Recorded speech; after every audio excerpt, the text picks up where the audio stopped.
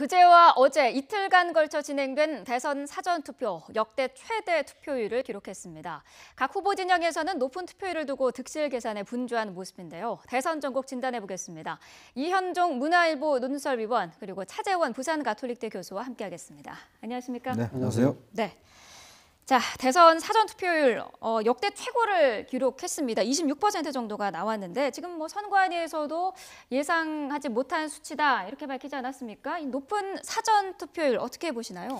일단 아무래도 이번 선거가 가지는 좀 특수성이 좀 있는 것 같습니다. 네. 특히 이제 이번 선거가 원래는 12월 9일 날 치러져야 되지만 이제 박 전 대통령의 이제 탄핵으로 인해서 네. 지금 5구 대선으로 치러지지 않습니까?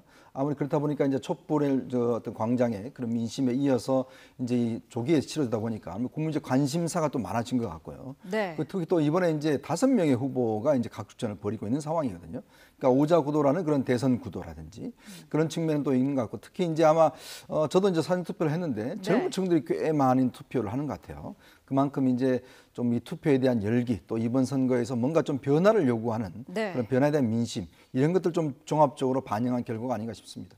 유권자들의 관심과 투표 의지가 크다라는 점을 방증을 하는 거기 때문에 최종 투표율도 상당히 높을 것으로 관측하는 사람들이 많거든요. 그렇죠. 지금 이거 사전 투표가 사실 이번 우리 전국 단위 선거에서 세 번째인데요. 네. 세 번째인데 첫 번째, 두 번째 다 일종의 그 최종 투표율을 선행 지표 역할을 좀 했습니다. 그렇다고 네. 본다고 한다면 사실 그 이번 투표 최종 투표율이 80%를 넘길 가능성이 상당히 높다.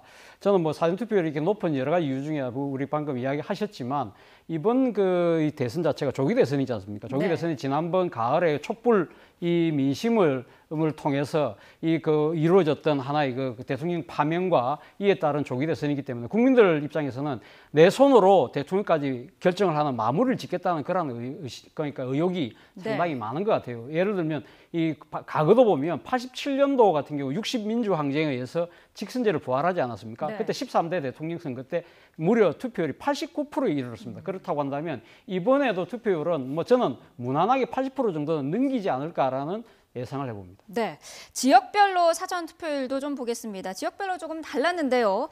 자, 사전 투표율이 높은 지역은 세종 그리고 전남, 광주로 나타났고요. 자, 낮은 지역은 대구가 가장 낮았고요. 그다음이 제주 그리고 부산 순으로 나타났습니다. 자, 전반적으로 보면은 호남 지역은 좀 투표율이 높고 영남 지역이 낮은 것으로 나왔는데 이 부분은 네. 어떻게 해석할 수 있을까요? 일단 서고 동저 현상이 좀 나타나고 있는 것 같은데요. 네. 특히 이제 아무래도 이제 이 대구 같은 경우는 이제 대구 경북 같은 경우는 이제 어떤 보수의 본류라고 할까요? 박 전 대통령을 이제 배출한 지역이고 특히 이번 선거 어떤 면에서 보면 이제 보수층들이 상당히 좀 민심 자체가 그 보수 노마드라는 이야기가 있을 정도로 네. 왔다 갔다 했지 않습니까? 반기문 전 사무총장을 비롯해서 쭉 가서 그리고 안철수 후보한테 갔다가 이제 홍준표 가는 이제 그러다 보니까 결국 이제 보수 유권자들이 여전히 어떤 아직까지 찍을 후보를 결정하지 못하고 있는 것이 아닌가라는 좀 생각이 듭니다. 즉 네. 누구를 투표할지 아니면 정말 이번 투표를 해야 될지 말아야 될지 이 부분에 대한 최종적인 결정이 아직 이루어지지 않았다 이제 그렇게 판단할 수 있을 것 같고요. 또 네. 특히 이제 호남 지역 같은 경우는 아무래도 이번에 이제 호남 지역을 근거로 두고 있는 야권 즉 문재인 후보와 이제 안철수 후보의 굉장히 치열한 각축전이 벌어졌거든요. 네. 근데 항상 사전 투표는 좀 호남이 높긴 높았습니다. 그렇지만 이번에 이제 유달리 좀 많이 높은 이유는 결국 이제 이 두 사람이 치열하게 접전을 하다 보니까 네. 아무래도 선거에 대한 좀 관심이 높아진 것 같은데 어. 문제는 이제 이게 최종 결과가 좀 나와야 될 것 같아요. 왜냐하면 항상 사전 투표에서 어떤 높게 나오면 좀 역풍도 불 수가 있거든요. 예전에 2012년 대선 같은 경우는 그때는 뭐 사전 투표 없었습니다만은 네. 그때 오후에 같은 경우는 이제 50대 이상의 투표율이 굉장히 많았어요. 그러다 보니까 이제 박근혜 전 대통령한테 투표가 많이 몰렸고 네. 실제로 3.5% 포인트 차로 이제 박 전 대통령이 이겼지 않습니까? 그러니까 이번도 마찬가지로 만약 이제 호남 쪽에서 높다라면 또 반대로 이제 영남 쪽에서 5구 대선 그 선거 당일날 네. 또 특히 이제 투표를 많이 할 수 있는 가능성도 있기 때문에 지금 상황으로 봐서 이쪽이 유리하다, 불리하다 이렇게 좀 섣불리 판단하기 좀 이른 것 같습니다. 네, 그동안 그 후보들의 그 유세 활동이나 여론조사를 통해서도 호남 지역과 영남 지역 같은 경우에는 여러 가지 분석들이 있었는데 공교롭게도 이 두 지역의 사전 투표율이 좀 달랐어요. 그러게요. 이번에 보면 결국 앞서도 말씀하셨지만 네. 그러니까 그 호남 같은 경우는 문재인, 안철수 두 후보 간의 경쟁이 아주 뜨거웠지 않습니까? 네. 국대 역대 보면 호남 같은 경우는 야권의 이 심장이라 해서 한 명의 야권의 대표를 선정해서 몰표를 주는 그런 양상이 있다고 한다면 네. 이번에는 문재인, 안철수 후보 두 후보가 공이 지금 여기에 상당히 전력을 기울이면서 상당히 경쟁을 벌였기 때문에 네. 아무래도 호남의 표심 자체가 어느 한쪽으로 쏠리기보다는 상당히 전략적으로 선택을 하면서 거기에 대한 관심이 고조되면서 아마 투표율이 높아진 것이 아닌가 하는 생각이고요. 네. 반대로 영남 같은 경우는 앞서도 말씀하셨지만 지금은 어차피 지금 이번 선거 자체가 야야 간의 대결 양상으로 진행되어 왔던 측면에서 보수의 입장에서는 이번에 대한 투표의 동기 자체가 아무래도 떨어질 수밖에 없다. 네. 그리고 또 한편으로는 이 사전투표를 하시는 분들이 미리 다 지금 내가 표를 정해놓고 미리 찍는 그런 성향이 있다고 한다면 아직까지도 상당히 지금 보수 표심은 최종까지 지켜보자는 생각이 남아있다는 거죠. 그리고 앞서도 말씀하셨지만 그럼에도 불구하고 지금 호남이나 이 서쪽이 상당히 높게 놓는 데에서 이 동쪽의 유권자들 입장에서는 막판에 우리가 나가서라도 어떤 식으로도 표를 결집해야 되겠다는 생각을 할 수도 있다는 측면에서 본다면 아직까지는 네. 어느 누가 유불리하다는 걸 판단하기에는 조금 이르지 않나 하는 생각입니다. 지금 각 후보 진영에서는 이 높은 사전 투표율이 자신들에게 유리하다 이런 지금 득실 계산을 열심히 하고 있는 것 같은데 어느 후보에게 유리하다고 볼 수 있을까요? 그래서 이제 각 후보들마다 조금씩 이제 자신들한테 유리하다는 입장을 내고 있지만 적극적으로 이제 이번에 뭐 우리가 이겼다 이런 쪽으로 안 내는 이유가 뭐냐면 네. 결국 선거가 이제 투표가 2번이 치러지지 않습니까? 그러다 보니까 아무래도 역풍을 좀 걱정을 하는 것 같아요. 즉 우리가 많이 유리하다고 한다면 우리를 지지하지 않는 상대방에서 또 예를 들어서 표 결집 현상이 있을 수 있기 네. 때문에 문재인 후보 진영 같은 경우는 이제 지금 원래 공약을 했지 않습니까? 사전 투표율이 25%가 넘어가면 이제 홍대 앞에서 이제 풀이역을 하겠다라는 네. 공약을 했고 나름대로 이제 아마 20, 30대 투표율이 높으면서 물론 뭐 선관위에서 발표는 하지 않았지만 그러니까 육안으로 보기에 그래서 일단 좀 본인들한테 유리한 국면이다라고는 판단하는 것 같아요. 네. 또 홍준표 후보도 그렇게 뭐 싫은 눈치는 아닌 것 같습니다. 왜냐하면 투표율 아까 말씀하셨지 좀 동저 서고 현상이 있다 보니까 혹시나 오후 이제 선거 당일날 영남 지역 쪽에서 이제 투표율이 좀 높아지지 않을까라는 그런 또 기대감도 있는 것이거든요. 네. 그렇기 때문에 이제 제가 볼 때는 아마 이게 결국에 지금 후보 진영에서 조금의 몸살임을 좀 하는 것 같아요. 왜냐하면 이제 너무나 자신들이 뭐 유리하다라고 해버리면 네. 이 상당히 이제 나중에 가서는 또 불리할 수도 있기 때문에 선거란 게 우리가 한국 선거학회에서 조사한 바에 따르면 선거 당일날 결정했다는 것도 한 3에서 4% 정도 되거든요. 그러니까 그렇다고 본다면 이게 선거가 아주 치열한 접전 양상으로 간다고 하면 당일날도 상당히 일단 뒤집힐 수 있는 그런 가능성이 있기 때문에 네. 아무래도 후보 진영 입장에 좀 아주 신중한 것 같습니다. 네, 앞서서 말씀하셨습니다만 문재인 후보는 사전 투표율이 25%를 보면 프리역을 하겠다라고 공약을 했기 때문에 오늘 오후에 이제 이 이벤트를 진행을 한다고 하는데요. 자, 암살하겠다라는 협박글을 올린 20대도 지금 자수를 하지 않았습니까? 아무래도 경호팀도 비상일 것 같은데요. 그렇죠. 아무래도 경호팀이 비상인데 다행스럽게도 그 게시글을 올렸던 이 당사자가 자수를 했기 때문에 네. 상대적으로 상당히 거기에 대한 위험 가능성은 많이 좀 줄었습니다만 그럼에도 불구하고 그 경호팀 입장에서는 상당히 신경을 쓸 수밖에 없는 상황입니다. 네. 하지만 이 문재인 후보 측 입장에서는 본다고 하면 이번에 사전투표율이 상당히 높았던 부분에 대해서는 상당히 고무될 수밖에 없는 상황인 거죠. 네. 뭐 문재인 후보 측 입장에서는 결국 사전투표가 높았다는 것은 그만큼 정권 교체에 대한 의지가 상당히 반영된 것이 아니냐는 식으로 지금 해석을 할 수밖에 없는 거고요. 네. 그리고 무엇보다도 본인이 25%를 넘게 달라고 강하게 이 주장을 하면서 목표치를 설정했지 않습니까? 네. 그것이 뭐 자신에 대한 표든 아니든 간에 어쨌든 25%를 넘겼다는 부분에 있어서 일단 자신의 그 공약 자체가 들어맞는 데 대한 기분도 상당히 좋은 거고요. 그리고 네. 이걸 통해서 이 홍대에서 지금 프리허그를 한다는 것은 홍익대학 앞이 아무래도 젊은 층들이 많이 모이는 지역이지 않습니까? 네. 지금 이 사실 바른정당의 유승민 후보나 심상정 후보가 TV 토론에서 나름대로 상당히 가치를 보이고 이 잘 함으로써 20대의 표심 자체가 이번에 정권 교체는 됐다. 그렇기 때문에 아무래도 이 지금 그 나름대로 가치를 갖고 있는 그 유승민이나 심상정 후보에게 조금 상당히 전략적 선택에 의해서 심적 여유를 지금 보이고 있는 측면에서 본다고 한다면 네. 문재인 후보 입장에서는 젊은이들이 모인 거리에 가서 프리허그를 통해서 스킨십을 통해서 자칫 지금 떨어져 나갈 수 있는 20대, 30대의 이 젊은 층 지지표를 끌어모으는 그러한 하나의 전략으로도 상당히 오늘 뭐 지금 프리허그는 중요하다는 생각을 하고 있는 것 같아요. 네, 프리허그를 약속했다는 것 자체만으로 봤을 때는 사실 투표율이 높으면은 문재인 후보 자신에게 유리할 것이다라는 생각을 하고 있다라는 거 아니겠습니까? 그렇죠. 뭐 하나의 선거 이제 이벤트적인 성격이 좀 있죠. 네. 그렇기 때문에 이제 우승을 좀 확정 짓는다 이런 측면이 있는데 또 이제 반대적인 좀 측면도 볼 수 있을 것 같아요. 네. 왜냐하면 이제 이 프로그램 행사를 통해서 하면 우리가 이제 아까 경호 문제도 이야기했지만 예전에 이제 그 박근혜 전 대통령 같은 경우도 이제 지방선거 때 그때 이제 커튼 칼퇴를 당했지 않습니까? 네. 또 이제 이 선거 자체가 보면 지난번 유담 씨 같은 경우도 이제 그 정신지체 3급 정도 되는 분이 이제 좀 그 적절치 못한 그런 사진을 찍어서 여러 가지 좀 논란이 됐었는데 네. 아무래도 선거 막판이 되면서 이제 좀 반대하시는 분들 이런 분들한테 돌발적인 사고가 생길 수가 있거든요. 이제 그런 문제 때문에 조금의 어떤 우려를 하는 것 같고 그리고 또 너무나 이제 예를 들어 선거를 뭐 이겼다. 우리가 이제 이겼다 이렇게 해버릴 경우에 막판에 가서 이 지지자들이 투표를 안 할 수 있는 가능성도 있거든요. 아 어차피 뭐 저쪽 이겼기 때문에 네. 그러니까 뭐 예를 들어서 만약 문재인 후보를 찍는 층에서 그럼 심상정 후보를 찍어도 되겠다. 이렇게 지금 또 생각할 수도 있기 때문에 자칫 네. 이런 그 어떤 이벤트 자체가 너무 자만하는 것 아닌가. 그리고 지금 어떤 면에서 본다면 지금 최대한 유권 그 자기 지지층들한테 좀 불안감, 그다음 결집해야 된다. 이런 메시지를 던져야 되는데 뭐 승리에 대한 축제 비슷하게 이렇게 진행이 된다면 오히려 지금 어떤 면에서 본다면 심상정 후보한테 가 있는 표 자체를 네. 끌어오는 데는 좀 한계가 있지 않을까라는 좀 그런 반론도 지금 제기할 수 있을 것 같습니다.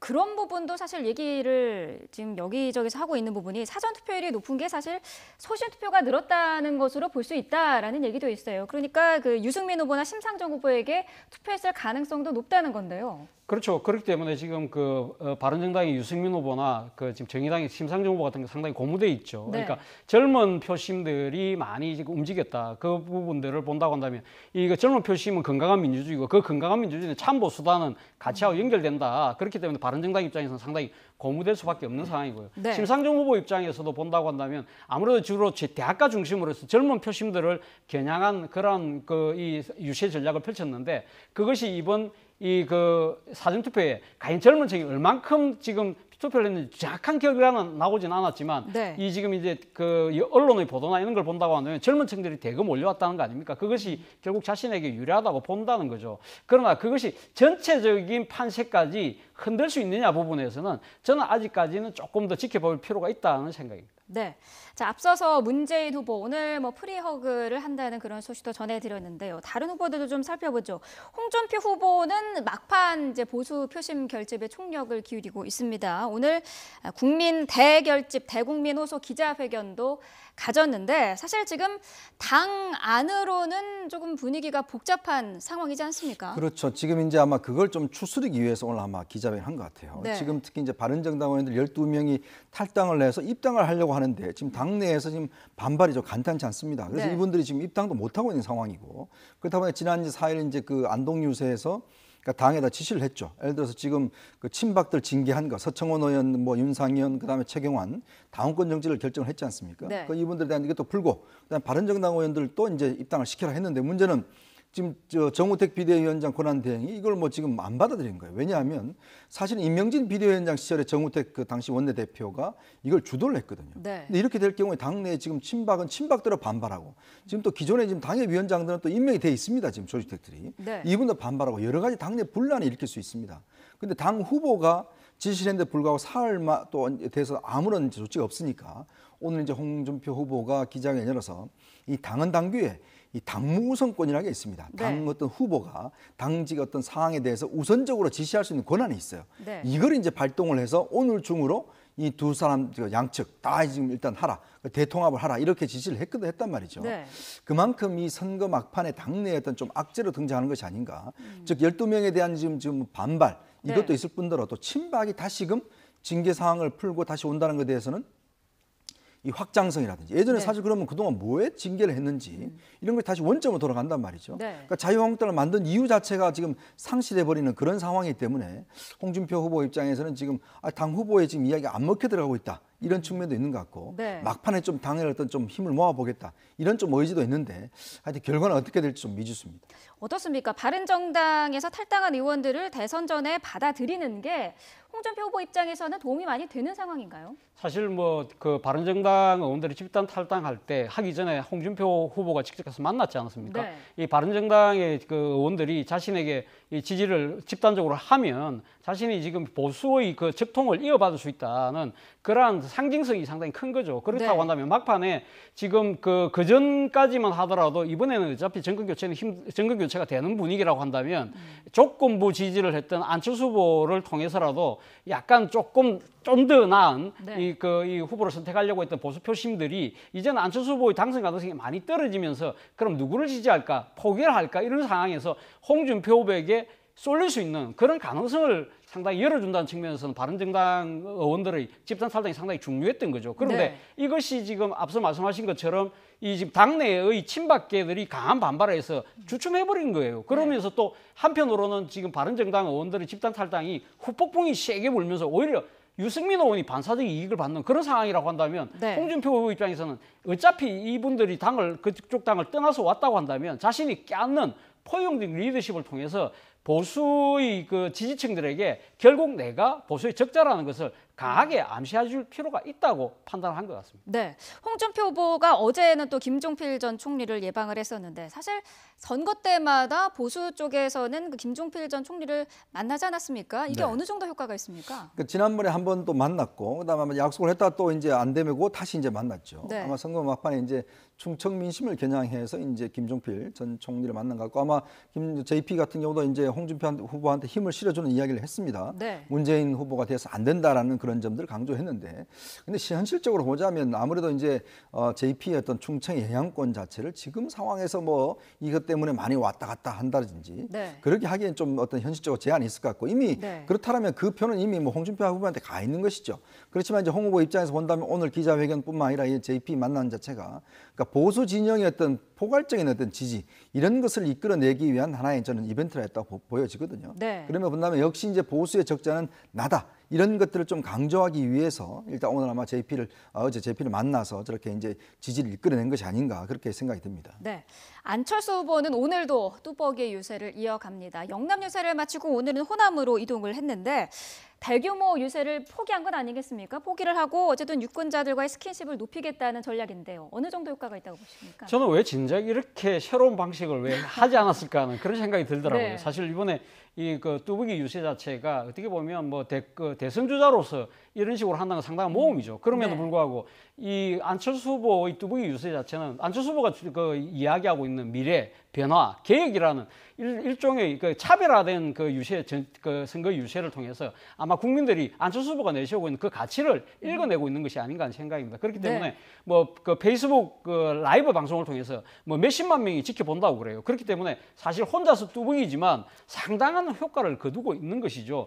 사실 그 유권자들 입장에서는 앞서도 제가 말씀드린 대로 이 안철수 후보가 갖고 있는 미래 변화 계획이라는 그 가치에 대한 그 진정성을 나름대로 느끼는 것 같고요. 또 한편으로는 안철수 후보가 이런 식으로라도 승리에 대한 절박함을 갖고 있구나는 그런 식으로 느끼는 측면에서 본다고 한다면 저는 안철수 후보의 이 뚜벅이 유세 자체가 조금 더 빨리 했더라면 더 좋았지 않았을까 하는 생각입니다. 그런데 지금 안철수 후보가요, 자신뿐만 아니라 그 유승민 후보, 심상정 후보의 지지를 지금 동시에 호소를 하고 있거든요. 이 부분은 어떻게 볼 수 있을까요? 지금 이제 아까도 보셨지만 이제 SNS 환경이 이제 지난 선거와는 확실히 달라져서 이제 안철수 후보가 저런 식으로 이제 뚜벅이 유세를 통해서 이제 지지층을 좀 결집하고자 하는데 사실 이제 어떤 면에서 본다면 공중전과 지상전은 좀 병행해야 되는 그런 상황이거든요. 지금 어떤 안철수 후보 입장에 정말 이제는 지푸라기도 잡아야 되는 그런 상황입니다. 왜냐하면 이 선거 구도를 지금 바꾸지 않고서는 본인의 지금 역전 가능성이 좀 희박해지는 그런 상황 같거든요. 그렇다고 한다면 물론 저런 식의 어떤 새로운 방식의 어떤 이 선거운동 저것도 중요하지만 일단 공중전에서 어떤 후보 간의 어떤 연대와 단일화 이 문제도 사실은 이제 지금 거부할 수 없는 상황인데 사실 김종인 전 대표를 영입을 해서 하려고 했는데 지금 제대로 안 됐지 않습니까? 이게 왜냐하면 결국 유승민 후보가 좀 뜨고 이러면 사실은 이제 양쪽 간의 단일화가 이제 힘들어진 상황이거든요. 그래서 이제 그것에 대한 이제 좀 보충제로서 이제 내가 집권하면 이 두 분과 함께 하겠다라는 정도의 수준의 이제 이야기를 했는데 제가 볼 때는 큰 효과는 없을 것 같습니다. 왜냐하면 이게 두 분들 자체도 다 이제 거부를 하고 있는 상황이고 이것 자체가 또 확약을 할 수 없는 상황이거든요. 이 선거 구도의 변화라는 거는 그래도 양측 간에 뭔가 어떤 협약이 있어야 되고 또 변화에 대한 또 뚜렷한 비전이 있어야 되는데 그냥 이제 한번 같이 하자 뭐 이 정도의 어떤 이야기 가지고는 선거 구도를 변화시킬 수는 없다고 봅니다. 그렇기 때문에 상당히 전 제한적인 전술이 아닌가 싶습니다. 자, 공표 금지 기간 직전에 여론조사를 보면은 여러 언론사에서 여론조사를 했는데요. 뭐 일부에서는 그 2위가 안철수 후보로 나타나기도 했고요. 또 일부에서는 홍준표 후보가 2위로 나타나지 않았습니까? 자, 지금 여론조사 공표가 금지가 되어 있기 때문에 지금 상황이 어떤지는 사실 알 수가 없거든요. 어떻게 예측할 수 있을까요? 사실 뭐 그 홍준표 후보 입장에서 보면 이 깜깜이 선거 자체가 상당히 본인에게는 상당히 불리한 상황일 수밖에 없는 거죠. 본인이 소위 말하는 실버 크로스를 통해서 자신이 2위로 확실하게 자리를 굳힌 것을 유권자들에게 보여줬다고 한다면 보수표가 결집하는 데 많이 도움이 됐겠지만 있지만 네. 그걸 지금 보여줄 수 없는 상황이기 때문에 결국은 뭐 저는 그렇게 생각합니다. 결국 보수의 지지층이 어떻게 움직일 것이냐, 그것이 이 싸움을 이 결판낼 것이 아닐까 하는 생각인데, 지금 앞서도 제가 말씀드렸지만 홍준표 후보 같은 경우는 지금 바른정당의 의원들이 집단 탈당함으로써 자신이 보수의 적자라는 것을 내볼 수 있는 좋은 기회를 오히려 지금 당내의 반발에서 주춤하는 바람에 그 기회를 약간 놓쳤다는 부분이 있는 거고요. 또 네. 한편으로 이 지금 안철수 후보 같은 경우는 자신이 지금 마지막 공표될 수 있는 여론조사에서 일단 몇몇 여론조사에서는 2위를 내줬다는 측면, 이러한 측면들이 상당히 불리하게 작용할 수 있다. 그것이 과연 이 안철수 후보를 지지하려고 했던 보수 표심들 입장에서 어떻게 생각하겠습니까? 안철수 후보를 밀어도 이제는 2등도 안 되기 때문에 안 되겠네. 그럼 차라리 나의 정체성에 따른 투표를 할래. 이런 식으로 마음이 돌아갈 수가 있다는 거죠. 네. 그렇기 때문에 안철수 후보 입장에서는 흔들리고 있는 이 보수 표심들에게 나를 찍으면 확실하게 안철수 정권이 된다는 그러한 자신감을 심어줄 수 있는 그러한 유세 쪽으로 가야 된다. 그렇기 때문에 이 뚜벅이 유세를 통해서도 끊임없이 자신을 찍으면 자신이 될 수 있고 새로운 미래가 열린다는 것을 강조하고 있는 것 같습니다. 네. 이번 대선은 사실 그 1강 구도가 좀 며칠 전부터 정해져 있는 상황이기 때문에 누가 대통령이 되는가뿐만 아니라요. 지금 5명의 후보 모두에게 관심이 많습니다. 어느 정도의 지지율을 얻을까라는 부분이 관심인데 그 가운데 한 명이 바로 바른정당의 유승민 후보입니다. 의원들이 대거 탈당을 하면서 더 이 부분이 오히려 유 후보에게는 기회로 작용하기도 했었는데요. 네. 자, 최종적인 투표율에도 영향을 미칠 수 있을까요? 참 그 인생은 새옹지마라 그러지 않습니까? 아마 네. 그 사자성어가 딱 들어맞는 이야기 같아요. 사실 유승민 후보가 그동안 보면 이제 어떤 배신의 아이콘 이런 것 때문에 이제 본인이 제대로 평가를 못 받았고, 특히 이제 대구 경북 지역에서 이제 뭔가 TV 토론을 잘 하더라도 지지율이 오르지 않는 그런 이제 현상이 있었지 않습니까? 근데 이게 바른정당 의원들 이제 12명이 탈당함으로 해서 사실 이 부분에 대한 것들을 좀 선입견을 깨져 버린 거예요. 네. 결국은 유승민 후보를 다시 보기 시작을 했고, 그다음 왜 보수가 개혁돼야 되는지 이 문제에 대해서 아마 TV 토론을 통해서 절절히 본인의 이야기를 했기 때문에 특히 지금 이제 그 지지율 자체도 뜨고 있고 또 지금 뭐 당원 가입이라든지 후원금이라든지 이런 게 네. 굉장히 늘고 있다고 합니다. 근데 아무래도 이제 시간적인 좀 한계가 있겠죠. 아니 지지율을 뭐 좀 상승시키기 위해서는 여전히 시간적인 한계점들이 있는 것이고, 또 어떤 면 본다면 유승민 후보 입장에서 본다면 지금의 어떤 한 자릿수를 최대한 2자릿수로 좀 끌어올리는 뭐 그런 목표, 그러면서 향후 선거 이후에 어떤 보수 정당의 어떤 적통을 어떻게 가져갈 것인가에 대한 좀 그런 가능성, 이걸 볼 겁니다. 어쨌거나 이번에 어떤 최대의 어떤 그 효과를 한다면 유승민 후보가 그동안 열심히 노력해왔지만 성적이 오르지 않았다가 그 네. 마지막 정말 99일 딱 이제 앞두고 뭔가 이제 새롭게 트이는 것 때문에 정말 이번 선거에서 어떤 향후 정치적인 기반, 그리고 어떤 부활할 수 있는 어떤 여건, 이런 것들을 마련했지 않나 싶습니다. 네, 최종 득표율이 관심인 사람이 또 있습니다. 바로 심상정 후보입니다. 자, 문재인 대 심상정 1대1 구도를 만들어 달라고 지금 호소를 하고 있는데 2자릿수 득표율을 얻을 수 있을 것으로 보시나요? 뭐 사실 그것이 저도 상당히 개인적인 관심입니다. 네. 그런데 지금 심상정 후보 입장에서는 지금 2자릿수보다도 좀 먼저 돌파해야 될 부분이 이 문재인 후보 측을 비롯한 민주당 쪽에서 이야기하고 있는 안정적인 국정 운영을 위해서 문재인 후보의 압도적 당선을 해달라는 거 아니겠습니까? 네. 그렇기 때문에 정의당 같은 경우는 다음번에 해도 된다는 그러한 그 논리 구조를 어떻게 깨느냐가 더 관건일 수 있는데요. 네. 사실 심상정 후보 입장에서는 본다고 한다면 결국은 자신이 지금 1대1 구도를 가야 된다고 하는 이유 중에 하나는 자신이 최소한 2등으로 가야, 그러면 문재인 후보가 1등하고 자기가 2등 되면 오히려 더 안정적인 국정 운영을 할 수 있는 거 아니냐. 진보 진영이 확실하게 우위를 잡을 수 있으니까. 네. 그렇기 때문에 심상정을 찍어달라는 거죠. 그리고 본인이 또 내세우고 있는 논리 중에 하나는 1타 3피론이거든요. 앞서도 이야기했던 문재인 후보의 자신을 찍어주면 문재인 후보의 개혁도 견인해내지만 홍준표 후보의 적폐를 청산할 수 있고, 네. 또 한편으로는 안철수 후보의 새정치 가치도 내가 실현할 수 있다. 그렇기 때문에 지금 1타 3피론을 펼치고 있는 이 부분이 과연 어떻게 먹히느냐에 따라서 2자릿수 여부가 결정되지 않을까 하는 생각입니다. 네. 자, 역대 최고를 기록한 사전 투표율. 이제 사전 투표는 끝이 났고요. 본 투표만 5월 9일로 남아 있습니다. 어떻습니까? 남은 변수랄 게 있을까요? 참 변수가 없다는 게 변수인 것 같습니다. 네. 지금 보면 뭐 일단 단일화 문제 다 물 건너갔고, 결국 이제 마지막 남은 변수는 바로 후보 자신이겠죠. 결국 선거 때 마지막에 어떤 돌발적인 정말 실수라든지 또 어떤 뭐 예를 들어서 예전같이 뭐 노인 폄하 발언이나 뭐 등등 이런 것들이 혹시나 나올 수가 있는 것이거든요. 네. 그렇다면 한다면 이제 후보가 얼마만큼 말조심하냐. 그래서 오늘 또 이제 홍준표 후보 기자회견도 했지만 얼마 전에 이제 문재인 후보가 선대위 회의를 주재하면서 계속 그 이야기를 강조하지 않습니까? 네. 정말 마지막에 말조심을 해야 된다. 돌발적인 상황들 뭐 이런 것들이 있는데 이제 남은 변수는 결국 이제 후보 자신 같습니다. 자신이 얼마만큼 이 선거 마지막 3일을 어떤 잘 이끌어 가느냐 여기에 따라서 달려 있는 것 같고 이제 외생 변수들은 예를 들어서 뭐 큰 어떤 북한의 어떤 문제라든지 이런 네. 것들이 일어나지 않는 한은 크게 어떤 영향을 미칠 수 있는 변수 자체는 많이 줄어들었다 이렇게 평가할 수 있을 것 같습니다. 네, 교수님께서는 남은 변수 어떻게 보시나요? 뭐 저도 뭐 앞서 그러니까 큰 변수가 없다는 것이 이번 선거의 하나의 특징이라고 저도 보고요. 네. 뭐 그러나 그 후보 본인이 이제 잘해야 되죠. 결정적인 자책골 같은 걸 넣으면 안 되는 거고 또 한편으로는 우리가 전혀 생각하지 못하는 외생 변수들이 분명히 있을 가능성도 전혀 배제할 수 없기 때문에 네. 그러한 이 상황이 발생했을 때 어떻게 리스크 이 관리를 잘 해나가느냐가 앞으로 남은 관건이 아닐까 하는 생각입니다. 네, 알겠습니다. 자, 저는 개인적인 생각으로는 남아있는 가장 최대 변수 바로 유권자의 선택인 것 같습니다. 김현종 문화일보 논설위원, 차재원 부산가톨릭대 교수와 함께 했습니다. 오늘 말씀 감사합니다.